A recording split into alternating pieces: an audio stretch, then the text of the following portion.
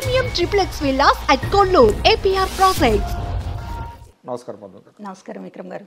ప్రస్తుతం మీరు ఏ రాజకీయ పార్టీలో లేనట్టేనా?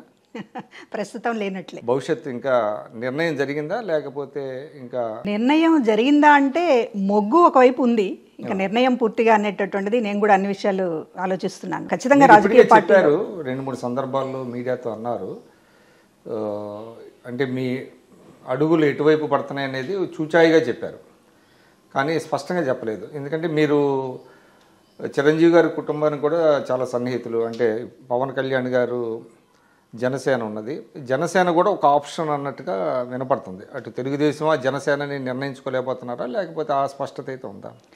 అంటే నిర్ణయం రాజీనామా చేసినప్పుడు, అంటే విలేకరులు అడిగినప్పుడు చిరంజీవి గారి కుటుంబంతో నాకున్నటువంటి సంబంధం, అదేవిధంగా పవన్ కళ్యాణ్ గారి గుడ్ లుక్స్ ఇవి మాట్లాడిన సందర్భంలో జనసేనలో వెళ్తానేమోనని చాలామంది అనుకున్నారు. తెలుగుదేశం పార్టీ ఆప్షన్ కూడా నేను సీరియస్గానే పరిశీలించాను అనేది వాస్తవం. ఎందుకంటే రాజకీయాలు అనేటటువంటి స్థిరంగా చేయాలనేది నాకున్న కోరిక, అభిప్రాయం కూడా. అందుకనే ఇంతకాలం జగన్మోహన్ రెడ్డి గారితో ప్రయాణం చేయడానికి కూడా కారణం, రాజకీయ పార్టీలు తొందరగా మారడం అనేటటువంటిది అది మంచి సాంప్రదాయం కాదు, అది ఉపయోగపడదు అనేటటువంటిది కూడా నాకు ఉన్నటువంటి అభిప్రాయం.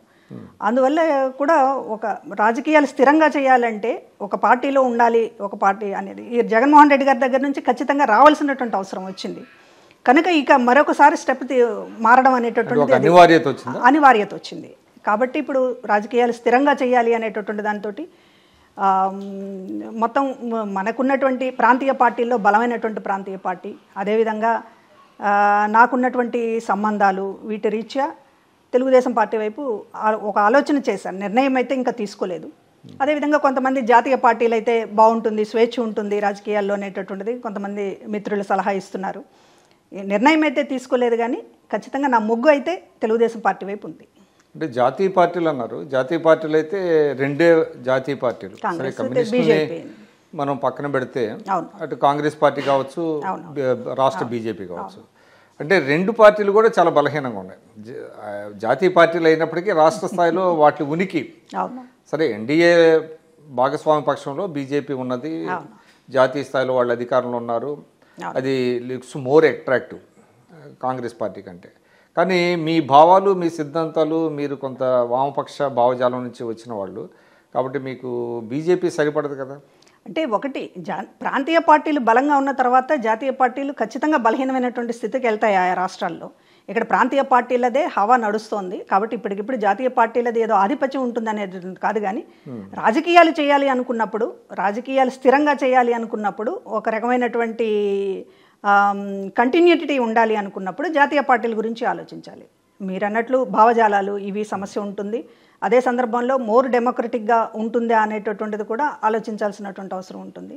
ఏదైనప్పటికీ కూడా జాతీయ పార్టీలకు సంబంధించింది ఒక బ్రాడ్గా ఆలోచించి చెప్పేటటువంటి మాట. జాతీయ పార్టీలు ప్రాంతీయ పార్టీలకు భిన్నమైనవి అనేటటువంటిదే తప్ప మనకున్నటువంటి రాష్ట్రంలో ఉన్నటువంటి పరిస్థితులు చూసుకుంటే ప్రాంతీయ పార్టీల వైపు ఉండడమే ఇక్కడ ఉన్నటువంటి నాయకత్వానికి శ్రేయస్కరం. అంటే మీరు రాజీనామా చేసిన తర్వాత సాధారణంగా ఏంటంటే given your background, given your experience, సాధారణంగా ఏంటంటే ఆ పార్టీలో మిమ్మల్ని ఆహ్వానించాలి, కానీ ఆ పరిస్థితి లేనట్టు కనపడుతుంది. అంటే ముఖ్యంగా మీ గురించి బాగా తెలిసిన వాళ్ళు జనసేనలో మీకు ఆహ్వానం అందుతుంది అని అనుకున్నారు.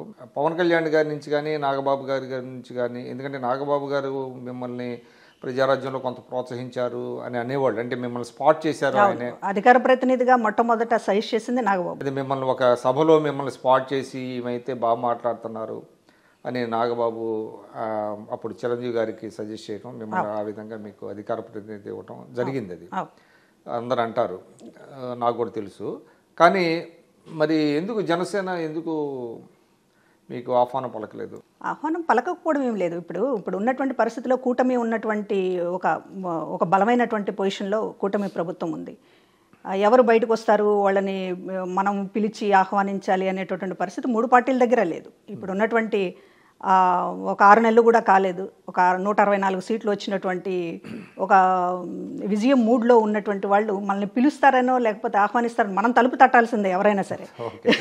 అంటే మీకు స్పష్టత ఉంది. ఖచ్చితంగా మాజీ మంత్రులైనా కావచ్చు, లేకపోతే ఉప ముఖ్యమంత్రులుగా చేసిన వాళ్ళైనా అవ్వచ్చు, ఎవరైనా సరే ఇవాళ ఈ పార్టీలకు సంబంధించి వెళ్ళాలనుకున్నప్పుడు ముందు వీళ్ళు అడగకుండా వాళ్ళు పిలిచి మా పార్టీలోకి రండి అనేటటువంటి ఇదిలో ఉండొచ్చు.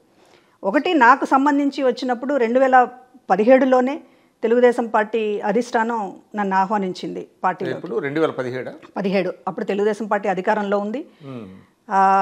ప్రజారాజ్యంలోంచి బయటకు వచ్చినప్పుడు కూడా అంటే బయటకు రావడం మీన్స్ ప్రజారాజ్యం కాంగ్రెస్ పార్టీలో మీరు కూడా బాగా దగ్గరగా ఉన్నారు, నేను ఏ రకంగా ఆ రోజు నిర్ణయం తీసుకున్నాను అనేది మీరు కూడా చూశారు కాబట్టి చెప్తూ ఉన్నాను. ప్రజారాజ్యం పార్టీ కాంగ్రెస్ పార్టీతో విలీనమైన తర్వాతనే నేను చిరంజీవి గారికి కొంచెం దూరం అవ్వాల్సి వచ్చింది. ఆ సందర్భంలో తెలుగుదేశం పార్టీలో చేరాలి అనేటటువంటి ఒక ప్రయత్నం కూడా చేశాను. ఒక మీడియా అధినేతతోటి చర్చలు జరపటము ఇదంతా కూడా జరిగింది. సరే కొంచెం డిలే అవ్వడము ప్రాసెస్. అదే సందర్భంలో జగన్మోహన్ రెడ్డి గారు కాంగ్రెస్ పార్టీ నుంచి బయటకు వచ్చి కొత్త పార్టీ పెట్టేటటువంటి ఇది సహజంగా కొత్త పార్టీల్లో అది కూడా ప్రాంతీయ పార్టీ, కొత్త పార్టీలో అవకాశాలు ఉంటాయనేటటువంటి దాంతో ఆ రోజు జగన్మోహన్ రెడ్డి గారి ఒక నాయకత్వం, రాజశేఖర రెడ్డి గారి లెగసీ ఇదంతా కూడా కొంచెం బాగుంటుంది అనేటటువంటి ఉద్దేశంతో ఆ పార్టీలో జాయిన్ అయ్యాం. ఆవిర్భావం పార్టీ పెట్టకముందు నుంచి అక్కడ ఉన్నట్టే లెక్క. కాబట్టి ఇప్పుడు తెలుగుదేశం పార్టీ గతంలో నన్ను ఆహ్వానించింది. అధికారంలోకి వెళ్ళాలి అనుకుంటే ఆ రోజే వెళ్ళేదాన్ని. ఆ పొజిషన్లో చాలా సుదీర్ఘం ఉన్నాం జగన్మోహన్ రెడ్డి గారితో. ఇవాళ మాట్లాడుతున్నారు అధికారంలో ఉన్నారు కదా అని చెప్పి వస్తున్నారు, ఏ అండకు ఆ గొడుగు పడుతున్నారు అనేటటువంటి కొన్ని మాటలు వినిపించినప్పుడు అధికారం కావాలనుకుంటే ఆ రోజు 2017లో ఆహ్వానించినప్పుడు ఖచ్చితంగా వెళ్ళి ఉండేదాన్ని, ఖచ్చితంగా ఎమ్మెల్సీ ఇచ్చి ఉండేవాళ్ళు. అదేవిధంగా ఆ రోజు 23 మంది ఎమ్మెల్యేలు 23 మంది ఎమ్మెల్యేలు వెళ్ళినటువంటి ఎమ్మెల్యేలతో చంద్రబాబు నాయుడు గారు ఆహ్వానిస్తున్నారనేటటువంటిది చెప్పారు. ఆ తర్వాత 2017లో లోకేష్ గారు స్వయంగా మా బంధువుల ద్వారా, అదేవిధంగా ఆయన పిఎస్ గారి ద్వారా. అంటే అప్పుడు 23 మంది ఎమ్మెల్యేలు తీసుకున్న సమయంలో మీకు కూడా ఆహ్వానం వచ్చిందా? వచ్చిందండి, వచ్చింది. రమ్మని ఆహ్వానించారు. ఆ తర్వాత 2017లో కూడా 2 సార్లు చాలా సీరియస్గానే ఎఫర్ట్స్ పెట్టారు. మా కుటుంబ సభ్యులు, మా ఫ్యామిలీ మెంబర్స్ అందరితోటి కూడా మాట్లాడారు. అందరూ కూడా నా మీద కొంచెం ప్రెషర్ చేశారు. తెలుగుదేశం పార్టీలో అధికారంలో ఉంది, ఒక లాంగ్ టర్మ్గా తెలుగుదేశం పార్టీలో ఉండడానికి అవకాశం ఉంటుంది అనేటటువంటిది మా కుటుంబ సభ్యులు, మా పేరెంట్స్ అయితే ఏమి అందరూ కూడా. మొగ్గు చూపకపోవడానికి ఆ రోజు పార్టీ వాయిస్గా ఉన్నాను నేను, స్పోక్స్ పర్సన్ అనేటటువంటిది ఒకటే. గుర్తింపు దీని ద్వారా ఉందనే గుర్తింపు కూడా కాదు. ఇప్పుడు ఒక పార్టీ వాయిస్గా అన్ని విషయాల్లో నన్ను ముందు పెట్టారు జగన్మోహన్ రెడ్డి గారు. సిబిఐ మీద పోరాడాలన్నా నేనే, సిబిఎన్ గారి మీద పోరాడాలన్నా నేనే, అన్ని విషయాలలో ముందు పెట్టి పార్టీ వాయిస్గా ఎస్టాబ్లిష్ చేసిన తర్వాత పార్టీ మారడం అనేటటువంటిది కొంత అలాంటి వాళ్ళకి ఇబ్బంది అవుతుంది. అంతే తప్ప ఇక్కడ ఖచ్చితంగా ఎమ్మెల్సీ ఇవ్వలేదు, ఎప్పుడో ఇస్తా అన్నారు, ఇవ్వలేదు. ఖచ్చితంగా ఇటు అధికార పార్టీ తెలుగుదేశం పార్టీలోకి వస్తే ఖచ్చితంగా ఇస్తారనేటటువంటిది ఒక ఆఫర్ కూడా ఉంది. అయినప్పటికీ కూడా పార్టీ మారితే కెరీర్ పరంగా పలచబడతానేమో అనేటటువంటి ఒక సంశయంతో, చిన్న సంశయంతో ఆ రోజున తెలుగుదేశం పార్టీ వైపు వెళ్ళలేదు. కానీ ఈరోజు ఖచ్చితంగా జగన్మోహన్ రెడ్డి గారిని వీడడం అనేటటువంటిది రాష్ట్రానికి మంచిది, ఎవరికైనా మంచిది అనేటటువంటి ఒక స్పష్టత వచ్చింది. అది కూడా ఎలక్షన్ రిజల్ట్స్ తర్వాత. సుమన్ టీవీలో మీ పర్సనల్ అండ్ బిజినెస్ ప్రమోషన్స్ కోసం కింది నెంబర్కి కాంటాక్ట్ చేయండి.